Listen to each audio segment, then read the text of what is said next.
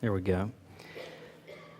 4 or 6 weeks ago, I shared with you part of a story about how we had gone to visit some family in Charlotte, and while at my parents' house, my mom had been cleaning out a few things of mine that had remained in my old bedroom, and one of those things were some pocket knives that I used to have. And to make a long story short, Nathan, our 8.5-year-old, had asked if he could have one of those, and I told Caroline, I said, when I was his age, I already had probably multiplied knives. I think it'll be okay. So we let him have that knife. We went over to her parents. I'd explained, hey, make sure that if you're cutting on a stick, that you cut away from your hands. Well, unfortunately, that lesson wasn't heeded. And I shared with you how in, 15 or 20 minutes, Nathan comes in. He's screaming bloody murder, and the scene there in the kitchen looks like bloody murder. I mean, he's got this terrible gash, this awful cut in his thumb. It's clear to us we need to get him to urgent care so that he can get some stitches. We make our way to urgent care. Thankfully, there's just one individual that's ahead of us, so pretty quickly Nathan was able to get back and to be seen by the doctor. Once the doctor gets the wound clean enough to examine, she says, yes, in fact, he does need some stitches. And she explains to Nathan that before she does this, what she's going to need to do is to numb his thumb. And she said, Nathan, I'm sorry, but you're going to have to get, there's going to be a couple little shots that you're going to have to get. And I wish it weren't so, but it's going to hurt a little bit. But that pain it's not going to stay like that. And so he says, okay, he's all tough and brave. And so the doctor begins to gather the instruments that she's going to need to suture his thumb. And then it's time to give him these injections of lidocaine. And she's actually going to stab his thumb 3 times to put this pain block in there so that he doesn't feel anything, to get his thumb numb. And so when she puts that first injection there, and she said when it goes in, it's going to burn and it's going to hurt. You would have thought she were cutting his knife off with a plastic picnic knife. I mean, he was just screaming in pain. He hated this. But thankfully, in a matter of moments, that pain is gone, and quite frankly, all the pain is gone because that lidocaine has done the job and his thumb is completely numb. Once the finger is numb, then the doctor is able to do what under normal circumstances would have really, really hurt. Now, if you've ever had stitches or if you were familiar with the suturing process, you're aware that what happens is that they take essentially a surgical needle that looks kind of like a fish hook, and attached to that is some surgical thread, and literally that needle goes in and out of this open flesh, sewing your body back together. Now, were it not for something like lidocaine, that would hurt terribly. It would hurt terribly. But Nathan is sitting there. He's actually even watching her as she's doing this, and he's not feeling a thing. He's perfectly okay because his finger is numb. Because the finger is numb, she is able to provide for him the help that he needs. For the past couple of weeks, we have been talking about how, as followers of Christ, we are not living in a land of peace. Joyce was just playing it that one day there's going to be peace in the valley, but right now there's not peace for us. And the reason for that is, as followers of Christ, we've got an enemy in the form of Satan that very much wants to attack us, to assault us, because he views us as a threat to be neutralized. And he wants to attack us in such a way that we cease to be useful in God's hands, and so that we cease to be a threat or an obstacle for his plans, Satan's plans, to be accomplished. And last week we began a series that I've called Tools of the Trade. And the premise of this series is very simple, and that is that Satan operates generally in very predictable fashions. And he uses generally very predictable resources. There are tools, there are weapons in his arsenal. And if we can understand what those are and how he uses them, we might be able to more successfully withstand the assault that we are victims of at his hand. This morning of concern for us is this weapon in Satan's arsenal: numbness. Numbness. Satan wants you and me as followers of Christ to be numb, specifically numb towards sin. Now understand that Satan uses this tool of numbness very differently than Nathan's doctor did. Nathan's doctor wanted to use numbness so that he would not feel the procedure that would bring him healing. Satan uses it in a different way. He uses numbness so you will not feel the process that brings about your destruction. Satan wants to use numbness so that you will not feel the process that brings about destruction in your life. That being said, how does he use this weapon? Look with me, if you will, in your Bibles this morning to Genesis chapter 19. Genesis chapter 19.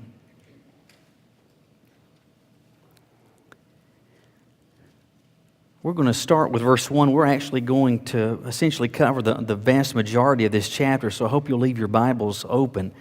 We're going to start with the first few verses, though, of Genesis chapter 19. We're told, now the two angels came to Sodom in the evening. Lot was sitting in the gate of Sodom, and when Lot saw them, he rose to meet them, and he bowed himself with his face toward the ground. And he said, "Here now, my lords, please turn into your servant's house and spend the night. Let me wash your feet. Then you may rise early and go on your way." And they said, "No, we will spend the night in the open square." But he insisted strongly. So they turned in to him and entered his house. He made them a feast, baked them unleavened bread, and they ate. Now before they lay down, the men of the city, the men of Sodom, both old and young, all the people from every quarter surrounded the house. And they called to Lot and said to him, "Where are the men who came to you tonight? Bring them out to us that we may know them carnally." So Lot went out to them through the doorway, shut the door behind him, and he said, "Please, my brethren, do not do so wickedly." Now, we'll pick up the rest of the story here in a few minutes, but this helps set the stage because very much this is a case study in Satan using a weapon then that he continues to use today, which is the weapon of numbness. A moment ago, and we just reiterate this, Satan wants to use this weapon so that you will not feel the process that brings about your destruction. So how does he use it?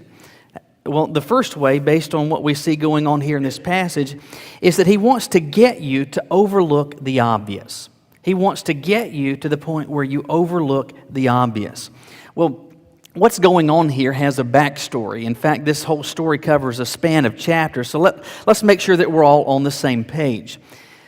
What has been going on in the chapters prior to this is that Abraham is out of the city of Bethel with his nephew Lot. They each have their wives and their children, their servants, their animals, all these livestock. And so it's a fairly numerous, very sizable group. And Abraham in his wisdom recognizes this area can just not sustain us. There's not enough grazing area for all of our animals. There's not enough water for we and for our animals to drink. So what we need to do is to split up. And graciously what he does is to turn to his nephew Lot and says, "Hey, you can go this way or that way. I'll give you first dibs." And so Lot looks out in this Jordan Valley area towards the cities of Sodom and Gomorrah. And he sees that there's a lot of water. There's lush fields for grazing. There's cities there. There's development. There's civilization. There's markets and there's stores. And there's all of those things. And so Lot says, "Yeah, I'll take that. I'll take that." And so he and his family and his servants head toward the cities of Sodom and Gomorrah, and it seems that Lot and his family set up residence. They become residents of the city of Sodom. Now, if you were to go back to chapter 13, we are told in verse 13 of that chapter that these cities were absolutely overrun with wickedness. Specifically, they were overrun with sexual immorality. Sexual immorality that was just absolutely over the top. Now, based on what is going on here in verse 1 of chapter 19, with Lot's position at the gate of the city, it seems clear that Lot has some sort of position, some sort of official position in the city of Sodom. He's gotten there, he's gotten established, he's got a job, he's a government official perhaps, and that's why he is at the gate. Now, the wickedness of these cities was certainly known to God. God had been gracious and God had been relenting and God had been long-suffering towards these cities. I believe sincerely because it was in the heart of God that these people might turn to Him, that they might turn from their wickedness, that they might turn from perversion, and that they might come to experience genuine life in Him. But time had passed and that had not occurred. These cities were getting worse and worse and worse. And God finally gets to the point where He views that there is no other option. There's no other choice that He can make than to deal and to deal sternly with these cities. He is going to destroy them and all of their residents. And you're perhaps familiar with the other part of the story, and Lot is unaware of this. And what happens is that God sends two angels who take the form of men, and they go to have a conversation with Abraham, Lot's uncle. And they explain that God has been patient and He has been long-suffering towards these cities, but His patience has been exhausted. He must deal with these cities, and they are going to be destroyed, all of the residents included. Well, Abraham knows that his nephew and his family are there. And so, to make a long story short, because of Abraham's pleading, the angels who've taken the form of men, they say, we will go to the city, we will warn Lot and his family to get out so that they and their lives might be spared before these cities are destroyed. And so all that is backstory that leads us now to verse 1 of chapter 19. These are angels, but they have taken on bodily form. They appear as plain, ordinary men. When Lot sees them, he assumes, hey, these are visitors. These maybe are individuals that are here on business, or they're headed elsewhere. And so there is this conversation that takes place. And we're told that he says and invites them in verse 2 to spend the night with he and his family. Listen, guys, come on over to my house. I'll wash your feet, get you cleaned up. You're dirty, you're dusty, you're tired after a long day's travel. I'll provide for you a meal. You can stay for free at my house. You can get up in the morning and all will be well. And they say to him, no, we will spend the night in the open square. But Lot, it seems, insists. In fact, verse 3 says he insisted strongly, so that they turn and they go with Lot to his home. Well, what seems based on context has occurred is that these two men, these strangers in the city of Sodom, go with Lot to his home. As they are making their way to Lot's house, they are seen by the residents of the city. People take note. Word starts spreading around. Hey, we got company. Well, meanwhile, in Lot's home, he's prepared a meal, he's washed their feet, they're getting ready to settle down for the evening, when all of a sudden, the men of the city, both young and old, show up at Lot's home. And it seems that this numbers far more than a few, more than a handful, more perhaps than dozens, perhaps hundreds and hundreds of men are gathered outside of Lot's house. And what do they say? Verse 5, you see it. Where are the men who came to you tonight? Bring them out to us that we may know them carnally. You understand what that means. You understand their intent and why it is that they are there. Now, this level of perversion did not manifest itself in a day. This didn't just all of a sudden happen. Look back at verse 2. Lot invites these men to his home. They say, no, we're going to stay out in the square. But what happens in verse 3? Lot insisted strongly. Guys, I'm just not going to hear anything else. You will come with me as my guest. You will stay in my home. You're not going to be staying out here in the open square. Why did Lot insist so strongly? Well, because I believe he knew what was going to happen. He knew what would happen to these men if they were out in the public square, that they would effectively be forcibly raped by the residents of that city. You got to go with me. You got to go to my house. This type of perversion did not become evident to Lot in a day. You've got to recognize that when first he arrived in that city, he saw this. He took note of the moral decay and the prevalence of sexual perversion in the city. And at first, perhaps it bothered him, but he stayed there, consistently, continually exposed to it. Though he'd never engaged in the behavior himself, what Satan was doing was seeking to inundate him with constant exposure to sexual immorality, so that Lot would finally get to the point and get to the place. Yeah, he knew it was going on, but it hardly registered with him anymore. This is not something that he would wake up in the morning and think about, hey, this is going on. Before he would drift off to sleep at night, this is not something that registered with him. Throughout the course of the day, this just became ordinary living in the city of Sodom. Absolute decadent immorality, overcome with sexual immorality. It is blatantly obvious, and what has happened? Satan has so inundated Lot with exposure to this that he's got to the point where he essentially ignores it. He's becoming numb to sin. Why is it that Satan wants to do that? Why is he going to seek to inundate you likewise with sin or particular sins? So that you get to the point where it doesn't register. And eventually what we're going to see, not only does it get to the point where it doesn't register, you cease to view it as wrong. We don't have brand new cars. My vehicle, my Accord is an '05. Caroline's van is an '08. And it's really nice, though, and I remember what it was like when these vehicles were new. It's really nice having a new car, isn't it? I mean, it's nice that they smell so good. I mean, they look perfect. There's not a scratch. There's not a ding. There's nothing that is a problem.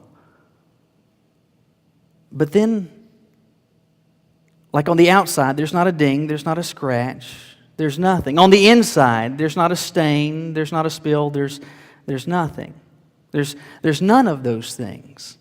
And because of that, what do? How do you operate when you got a brand new car? When you go to Walmart, do you look for the closest spot, the closest place up front?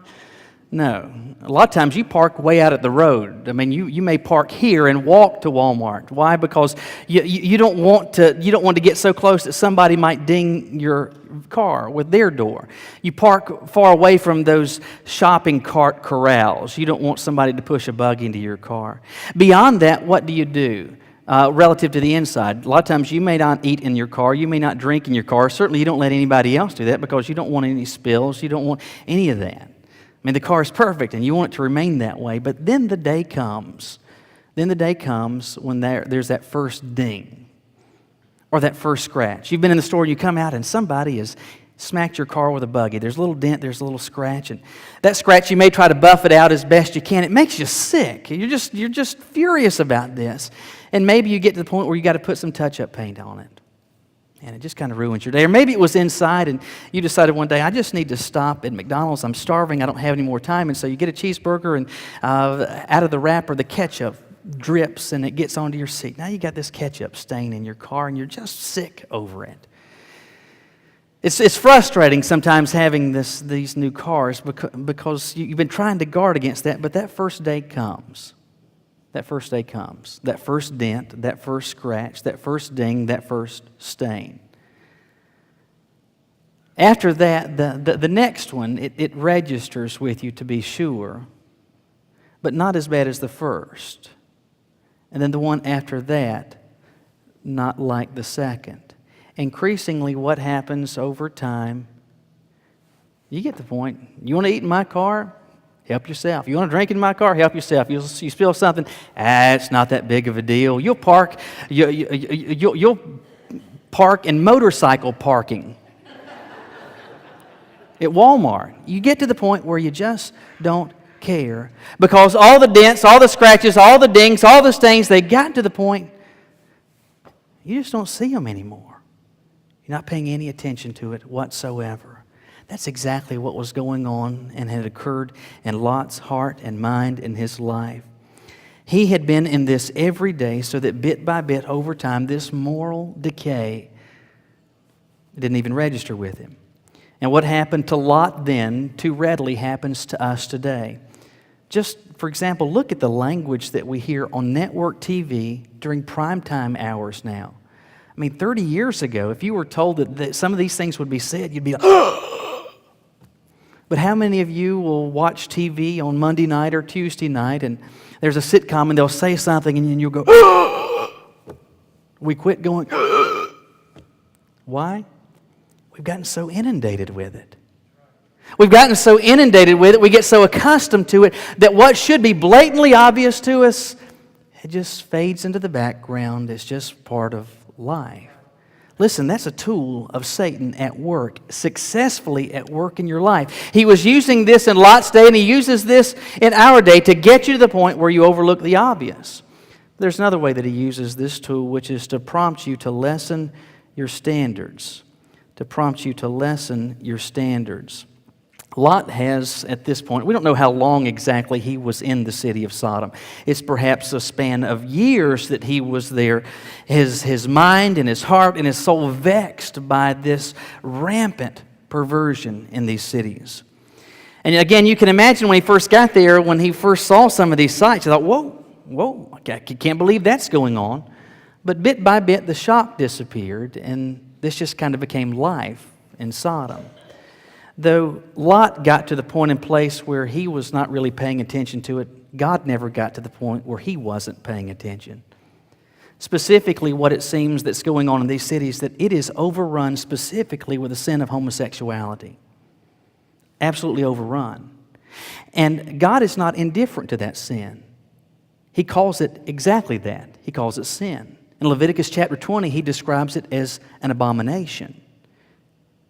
In the opening chapters of Romans, he describes it that which is unseemly and unnatural. God views this as an act that is contrary to his plan. Absolutely contrary to his plan. And God was paying attention, and he was long-suffering, I believe, towards these people. And I really believe it was probably part of the plan and the purpose of God for Lot to get into these cities, and that he might be a light in the darkness. That he might be a voice of truth in this sea of moral perversion. I believe God perhaps gave Lot countless opportunities to speak out and be a voice for truth, be a witness for God in this absolute spiritual darkness. But when those opportunities came, it seems that Lot didn't seize them. He'd been inundated with this. He got to the point where he was overlooking the obvious. It's just life in Sodom. But God was not indifferent whatsoever to this. What had been so obvious to Lot at first and remained so obvious to God, Lot simply ignored. And as this continued, it had an effect on Lot's heart. This constant exposure to sin, specifically to sexual sin, had an effect on Lot. How do we know that? Is it just speculation on my part? Is it conjecture? No, I believe the text proves this. In verse 5, you see the intention of the crowd, this mob of men. Bring these strangers out so that we may know them carnally. Lot's response in verse 7 is, please, my brethren, do not do so wickedly. He's pleading with them, guys, hey, do not do this. But look in verse 8. What does Lot do when they still do not back down? He said, see now, I have 2 daughters who have not known a man. Please let me bring them out to you, and you may do to them as you wish.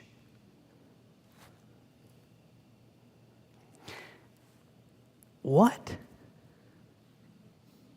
He has got an absolute mob of sickos and perverts demanding to rape strangers. When he says, no, that's not going to happen on my watch, he says, here's my daughters. How in the world did it get to that point? How did it get to that place? Again, because Satan was at work and he had gotten Lot to ignore the obvious. He was inundated with sin. He was becoming increasingly numb. And so what God had made and what initially Lot knew so clearly to be wrong, bit by bit, what is happening, not only does he ignore it, but his standards of that which is and is not acceptable, the bar gets lower and lower and lower and lower. Notice, the men don't say, hey, how about your daughters? Lot suggests it. This is his idea. How did it get to that point? How did it get to that place? Well, because Satan was at work, inundating Lot with exposure to sin, and increasingly his standards got lower and lower. If you had told Lot, I imagine, this is just a hypothetical, if you could have backed this up 10 years before then and said, hey, Lot, I'm going to tell you something. I'm going to explain to you your future. A day is going to come, and they paint this scenario. This is what's going to happen. And you're going to say, hey, I've got 2 daughters. Do with them as you wish.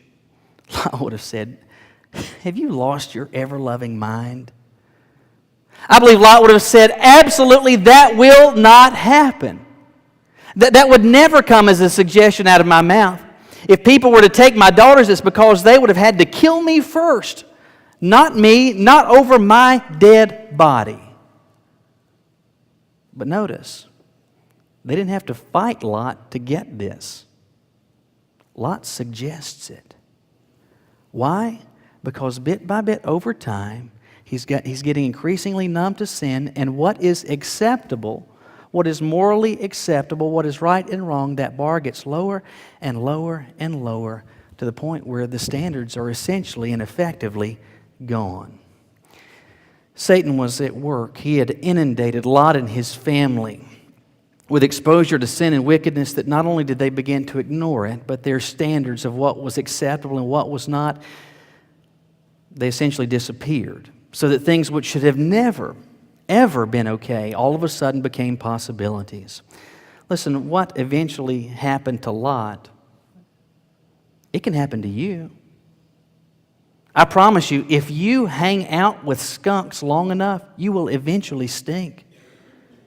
It happened a lot. It didn't happen overnight. It happened bit by bit, gradually, so that it did not even register with him, and his standards of what was right and wrong, they're essentially gone, so that he even suggests turning his daughters over to these men. It's interesting that I hear now as a parent people say things that I heard as a child. And though I understand the sentiment behind these statements, there's part of me that still doesn't understand them. Let me give you a couple of examples. First of all, whether it is here at the church and there's some event, or maybe I've got the kids at the park somewhere, but I'm somewhere with our children, and they're running around and they're jumping and they're running and they're doing all of these things, and I'll hear someone say, "Boy, I wish I had that energy." You know, some of you have said that. Maybe you're some of those that have said that to me, or you've said that to others. I have heard that. You've heard that repeatedly. You know, my dad told me to never say never, but I really anticipate never saying that. And do you know why? I don't want that energy. If I had it, I would dig a hole in the backyard and bury it. You know what I want? I don't want that energy. I want a nap. That's what I'd like. And so, but I'll hear people say, "Boy, I wish I had that energy." I don't quite understand that one. And there's another statement that I hear people say from time to time, and though I understand what they're saying, there's a part of me that doesn't get it. And here it is. It may be with some family that don't see our kids very often. It may be even here at church because, like, for example, Catherine is in the nursery. Unless you happen to go by, you may not see her or interact with her. And someone will say, as, for example, I just heard this past week, somebody said, "You know, I just saw Catherine the other day. I can't believe how quickly she is growing. I can't believe how big she is now." Maybe you were the person, I don't remember who it was that said it to me this past week, but maybe you have said something like that, whether to me or to some other parent. "Man, I can't believe how much they have grown." And I understand the sentiment behind that. I really do. But there's a part of me that just doesn't understand it. Do you know why? Because I don't see it. Why don't I see it? Because growing bigger and getting taller, that doesn't happen overnight, does it? Now, it happens in micrometers. Just fractions, minute fractions, bit by bit over the passing of days. And I don't see what you are seeing because I'm in it every day. Lot, on the receiving end of this tool of Satan, was in it every day, so that he is becoming increasingly numb to sin. What should have been so blatantly obvious, doesn't see it anymore. And as that begins to work, it affects his heart, so that his standards of right and wrong, the bar gets lower and lower and lower until it's essentially gone, and he does something as dastardly as to suggest to these men, "Here are my daughters." What happened to him can happen in our hearts and minds spiritually. And it happens because over time the envelope gets pushed. It gets pushed and pushed. And over time we recoil less and less, and eventually we get to the point where we do not recoil at all. And our standards of right and wrong get lower and lower and lower, so that we get to the point where Satan wants us to be, which is what? The things that God said were wrong, we don't even see them as that any longer. There's a final way that he uses this tool, which is this. And this is really when it all comes full circle, and that is to prevent you, to get you to the point where he makes you so numb that he prevents you from recognizing sin. Let me, for time's sake, tell you the rest of the story. The men of Sodom are beating on Lot's door. Hey, we want these men. Lot says, no, here, you can have my daughters. But they're not interested. They want these two men. And so these men, though, are not actually men, they're angels. And so what they do is to miraculously cause this horde of perverts to become blind. They can't see anything. They're stricken with blindness for this period of time, and they can't launch an assault, an attack against the house. They can't break effectively the door down. And at this point, these angels said to Lot, you get your family out of here now because these cities are getting ready to be destroyed. And so Lot gathers what becomes is just his wife and his two daughters, and they flee these twin cities. And as they are out of town, what is happening behind them, and they've been told, don't even look back, these cities are becoming engulfed by fire, and these residents, all of them, are being destroyed by the judgment of God. It's just Lot, his wife, his two daughters. But you remember what happened. Lot's wife looks back longingly. She misses this. She hates to see this happening, kind of wishes she were back there, and God instantly judges her, and she becomes fodder for the salt shaker, right? So what was 4 now has become 3. It's just Lot and his two daughters. That's all that's left from the cities of Sodom and Gomorrah. As this chapter unfolds, they're out in the high country trying to figure out what they're going to do next.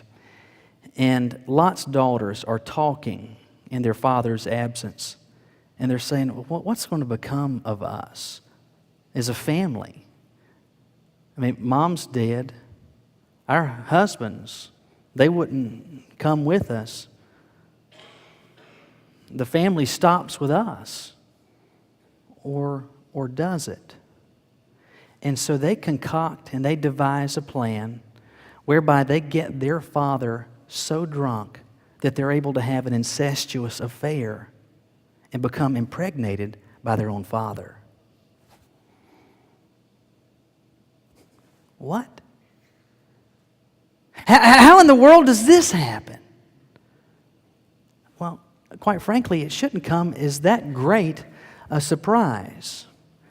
Not only Lot, but his entire family had been so exposed to sin and immorality to such a degree for such a length of time that what should have been so obvious to them, they ignored. They continued, and their standards of right and wrong got lower and lower and lower to the point where their standards were essentially gone. And once the standards were gone, they engaged in this incestuous affair because I really believe they've gotten to the point and place. I mean, really, is it that wrong? It took a while. It took a while to be sure, but Satan had been hard at work. It took time, it took a lot of exposure, but finally he got them so numb to sin that they didn't even see it when it was that perverse. And when you do not recognize that something is wrong, what's to stop you from doing it? There's no holds barred. Their moral compass is completely gone. Their standards of right and wrong essentially evaporated. So what was to keep them from this? At this point, nothing. Satan had been effective in using this tool and prevented them, ultimately, through numbness, from recognizing sin. And when you get to that point, you're effectively useless to the Lord. When you get to that point, your life is filled with so much sin that God can do essentially nothing with you. And understand this, you're no longer an obstacle to Satan. In terms of lasting consequence, what's the effect of all this? Let me ask you this. I don't know if you've thought about it. You're probably familiar with Lot and the story of Sodom and Gomorrah, Abraham, the angels, all that. what do we know of Lot after this?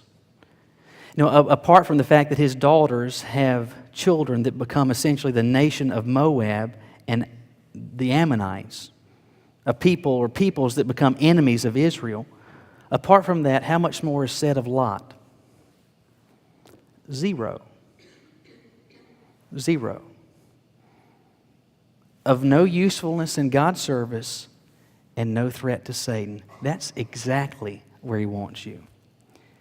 Caroline and I have 4 children, and so 4 times Caroline has made what I believe to be a wonderfully brilliant decision, and that is that once at the hospital, she has chosen to get an epidural.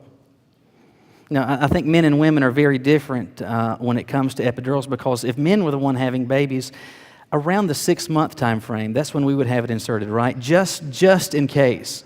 We'd be going around in wheelchairs for about that last trimester, just in case. I know I would be. But if you're familiar with that process, you know what happens, that the woman will get to the hospital. Once it's determined she's in active labor, they call for the anesthesiologist. And the anesthesiologist comes in, and what he does is to insert a needle and then a catheter in the lower spine and injects this medicine that essentially makes you completely numb, effectively paralyzed from the waist down. And so you feel really no pain.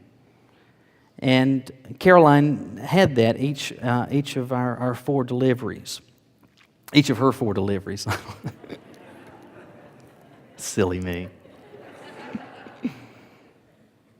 But what's interesting, with each of these births, once our sons and once Catherine was born, once that is over with, Caroline is told by the doctors and nurses, you got to stay in the bed for a while. You can't get up. We just want you to stay right here. Now, the epidural is already gone. She's not continuing to get any more of that medicine, but she can't get up. They won't allow her to get up out of the bed. Why? Because in her legs there is no feeling. And when there is no feeling, you will fall. Why does Satan want you numb? Because when there is no feeling, you will fall. It's a brilliant tool, isn't it? It's absolutely monumental in its brilliance to so attack you with an inundation of sin that you get so used to it that you cease to see it. It's not so obvious. Your standards get lessened and lessened, and finally you get to the point you don't even recognize sin at all anymore. And when you're numb to it, then you will fall. The question is, do you want that? Hopefully you've got enough sense to say, no, Michael, I don't want that. Well, if you don't want to fall into sin, what are you doing about it? The stuff that you're watching on TV, what type of language are they using? What type of worldview are they presenting? What type of morality or its absence are they subtly suggesting? The same question could be asked of the music that you listen to. What is it saying? And you may say, well, yeah, Michael, there's some bad stuff on there to be sure. I get that, but it doesn't bother me. It doesn't affect me. I think Lot would have said the same thing. I'm in these cities. I see that, but it doesn't affect me. It surely did. Listen, it all influences us, and it may be a slow progression, but it is a progression nonetheless. What about the relationships that you have? What about for teenagers that are in school? What about your friends, boyfriends or girlfriends, adults? What about the coworkers, your own personal BFF? Now, those that you are closest to in life, are these people that share your same convictions? Are these individuals that share your same standards? Do they share your same worldview? What type of life are they living, and how are their standards? I say that because of this simple fact. As individuals, we are very much like electricity, and we will opt for the path of least resistance. And if their standards are lower than yours, eventually what will happen, generally speaking, over time, is that their standards become yours. And as that happens, standards just disappear. What then needs to change? Might it be that there's a relationship that needs to end? or very much get redefined? Are there TV shows that need to no longer grace your den or living room? Are there websites that need to no longer be visited by you? Are there friendships that they need to become far more just plain civil? What is it that needs to change? The question is, will you make that change today? You know, ultimately, what we're posed with is this question: do you want a heart that is so sensitive towards sin that you avoid it, or one that's so numb that you fall into it? It's up to you. Won't you bow your heads with me?